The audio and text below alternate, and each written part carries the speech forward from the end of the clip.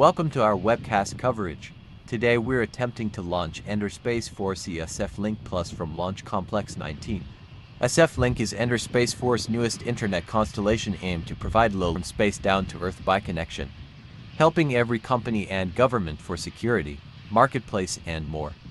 With over dozens, even hundreds total operated satellite in space, this was one of the satellite we're gonna send it to space. Weight over 40 tons and 8-meter wide and can sending hundreds gigabyte per second. Also, this was the most heaviest payload we're gonna send it to low Earth orbit. The booster, B-1012, will attempt a landing at landing zone 7 at Space Coast, Cape Canaveral, Florida. We're about 13 minutes before the launch. In just a moment, we'll hear from the mission control for a go or no-go poll. This was crucial for teams, so they can verify and checking that every system on the vehicle is running normally. Gonna go for terminal count, beginning with mission assurance.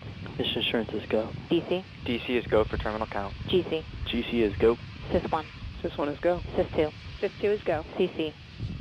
CC go. Nav. Nav is go. Flight software. Flight software go. Mission software. Mission software is go. IT. IT is go. Recovery. Recovery go. RC. RC go. OSM. OSM go. ROC. ROC is go. LD. LD is go. Copy. LC is go. DC, you are go to enable the terminal count auto sequence.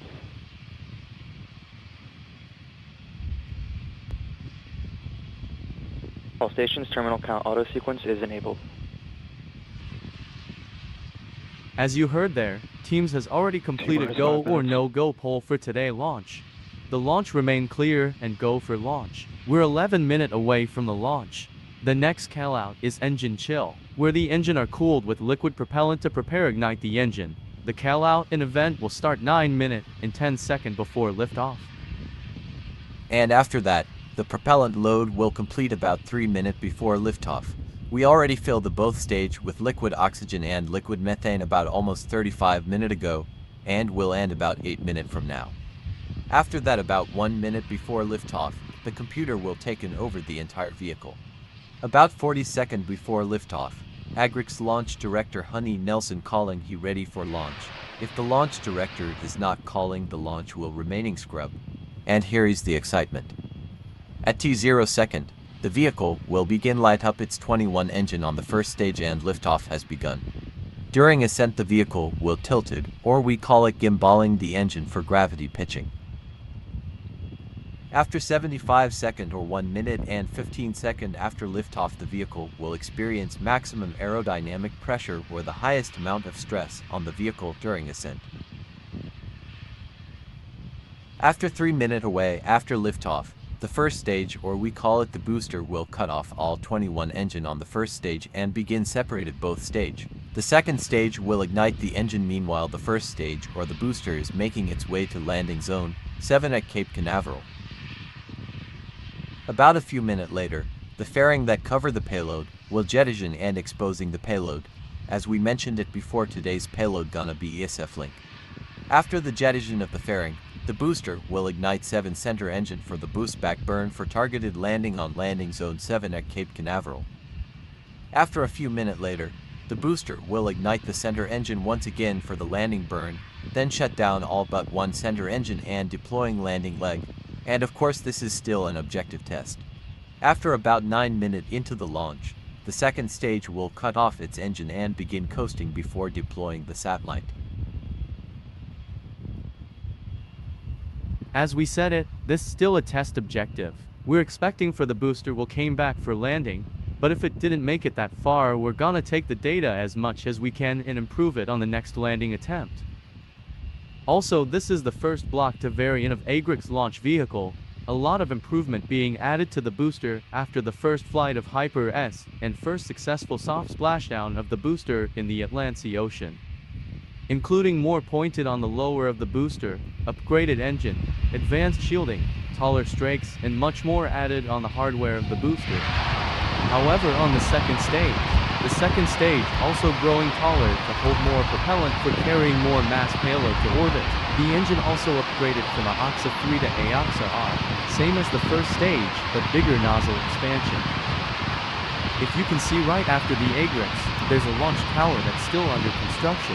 The tower will support a vomiter to grant access for the crew to enter the spacecraft. Avomensor is our brand new spacecraft capsule in collaboration with the Karus Group, have capable launching a human on board. However, NASA is only allowing to launch for human on board, so the remaining area will be used as a cargo area. The Avomensor spacecraft is under development. The first capsule being made is under NASA checklist to get ready for static fire and pad aboard test next month. If you can see there the Avomensor capsule called Prometheus outside of our factory. However, for the first launch or uncrewed launch for the Avomensor still unknown. But we're targeting at least this year or probably next year. For the first crewed mission to ISS is targeted middle month of next year. And now we're about under 8 minutes before the launch. The first stage engine chill has begun and now the teams is not running some issue, so the countdown will continue and maybe we can have on-time liftoff time. However, if we have an issue, there's to hold windows so the teams can call for an accessory hold at T-1 minute and 30 seconds before the launch and about T-1 minute. So don't be shocked if we the times hold at that time, just for the teams completing the issue. After that we can continue. At least they have 40-minute hold window. If the hold more than 40 minutes the launch will scrub. If the launch screwed, we have backup opportunity tomorrow at the same time, or at June 30th at the same time. From now we don't hear any call out. That means the teams are not running any issue from now. So we hope we have on time liftoff time.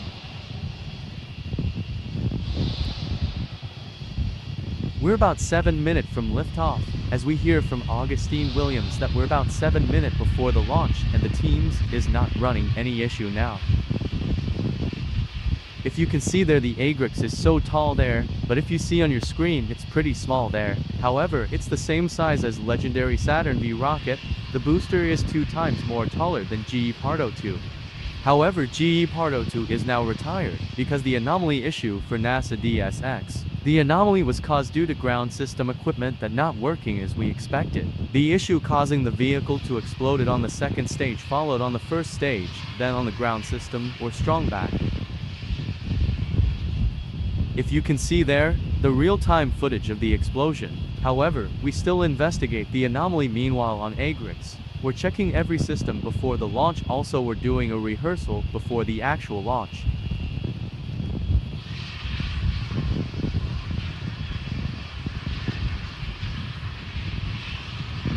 We're 6 minutes away and continue counting. We still not working any issue now, that mean we can have on time liftoff time. We're waiting for propellant load completed on both stages. The event will coming on in just over 2 minutes from now. If the propellant load is not completed on the expected time, we can have a necessary hold so the teams can complete the propellant load. If you're just joining us, AgriX is attempting to launch ESFLink to low Earth orbit in about 5 minutes away from now. If you can see there, this is the view of the ground camera. Also there's for lightning strike tower to protect the launch vehicle and the ground system from lightning. Today mission, our first and the last launch of this month. We're not targeting to launch any mission again this month, also next month. We're gonna break from the launches, but don't worry, we'll back again in August for another expected launch. For about our company update, we have the collaboration which will coming on next month with the Aerospace Agency, of course. The collaboration contract, all of it are interplanetary, which mean we're going to explore the solar system. For the announcement about both collaboration contract we'll announce later, but we have an official date about the contract started. For those you following along, you already know that we're building another rocket called GE Pardo 7, a rocket that gonna be replace the legendary GE Pardo 2 rocket. However, the project was cancelled. Some of you already know that we successfully testing fairing hardware of GE Pardo 7. However, we're gonna cancel due to high cost of the project. But we have AgriX launch vehicle here, can carry more times than J Pardo 2 and J Pardo 7. For small sat launcher we have a rideshare program called Rider which will start by the end of the year. If you want to launch your satellite you can join our Discord server in the description. And about in-off to lunar lander, we're still targeting for a landing by July. The lander itself is still make its way to lunar orbit and no issue running, so the landing might be on 1st July. The iNovember to lunar lander successfully launched by Cobra Seal Space Exploration with their Draken rocket reaches expected low Earth orbit, and about a week later the lander is increasing its orbit to medium Earth orbit.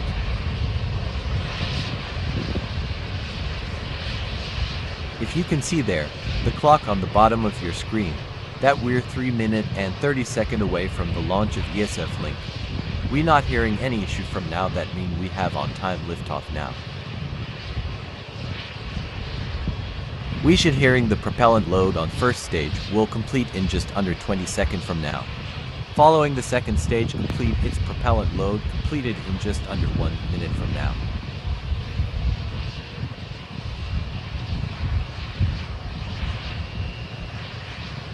Booster prop load closed out.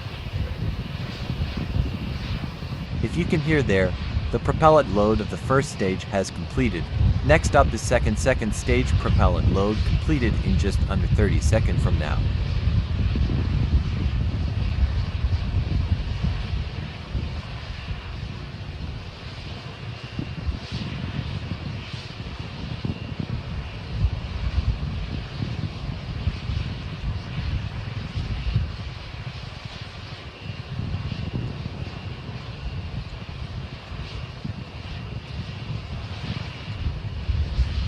Stage 2 locks closed out.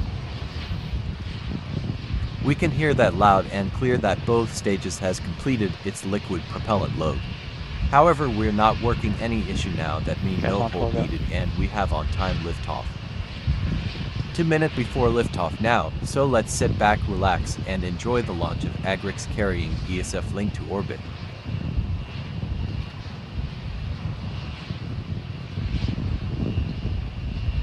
Flight, MIFCO, option sent.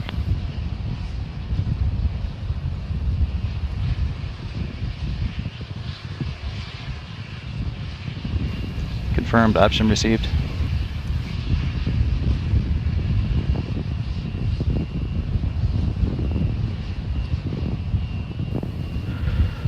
Flight directors, go for flight. Ace, please start PSD recordings and downrange ground station reporting.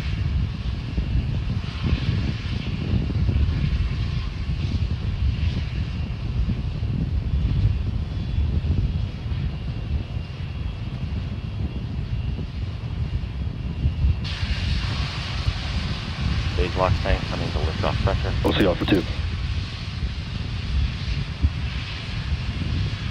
T-minus 1 minute.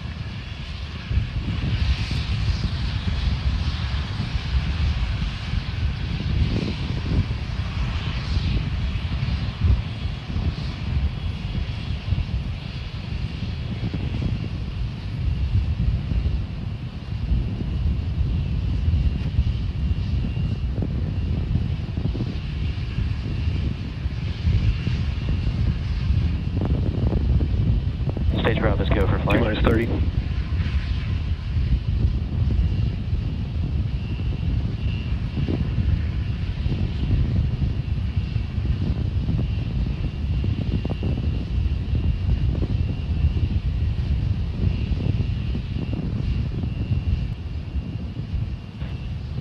T-minus 10, 8, 7, 6, 5, 4, 3, 2, 1,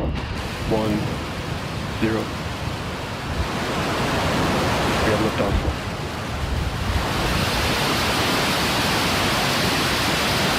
Vehicles pitching downrange.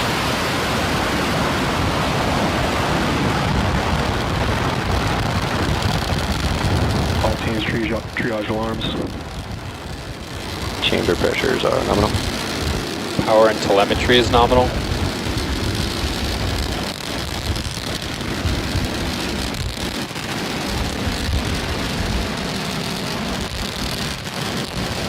T plus 30 seconds, if you can hear me out. The vehicle lifted off from Launch Complex 19. The vehicle is pitching down range ahead for max Q. 20 out of 21 engine ignited on the booster. The vehicle continue ascent with 1 engine out.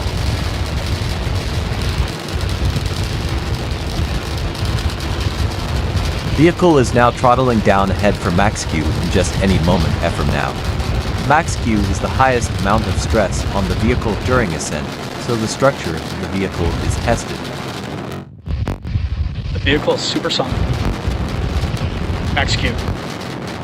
If you can hear that call out, the vehicle is now passing trough max Q. Now the vehicle continuing to ascend. The next event which we have 3 simultaneously.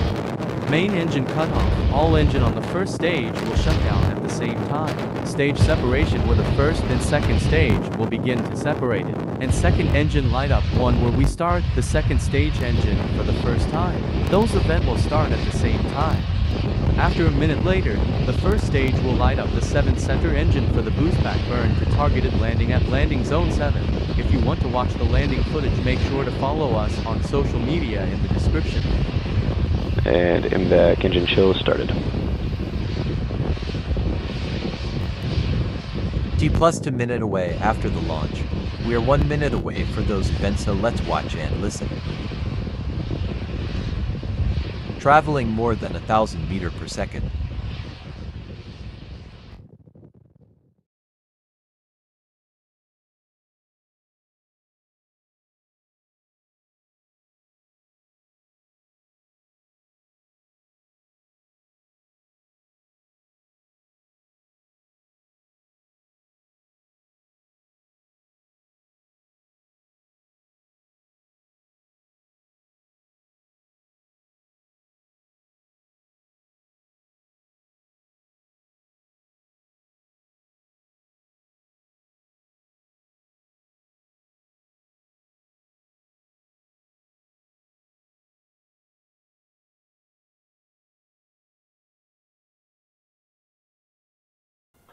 And Miko. Stage separation confirmed. MVAC ignition.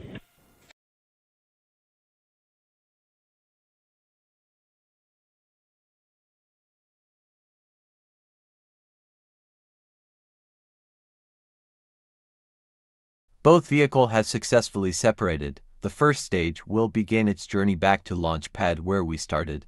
The second stage will continue light up its engine for 6 minutes long.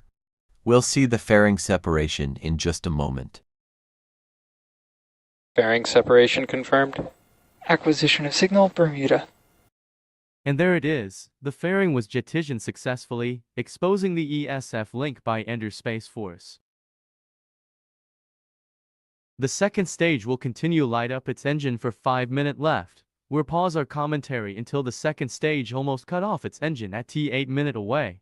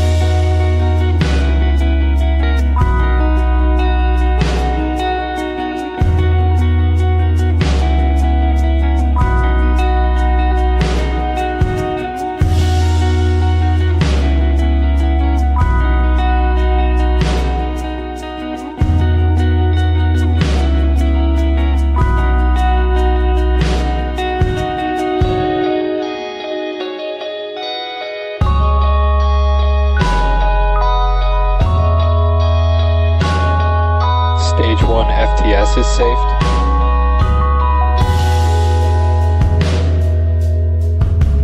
Stage 2 continues to follow a nominal trajectory.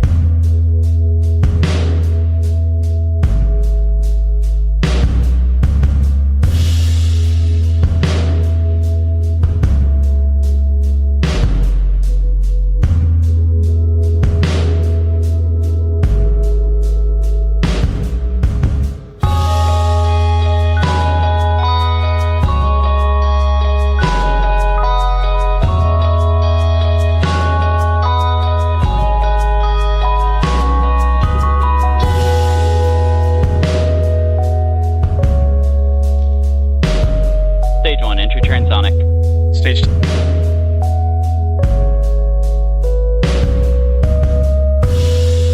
Stage 1, landing burn, startup. Stage 2 FTS is saved. To terminal guidance.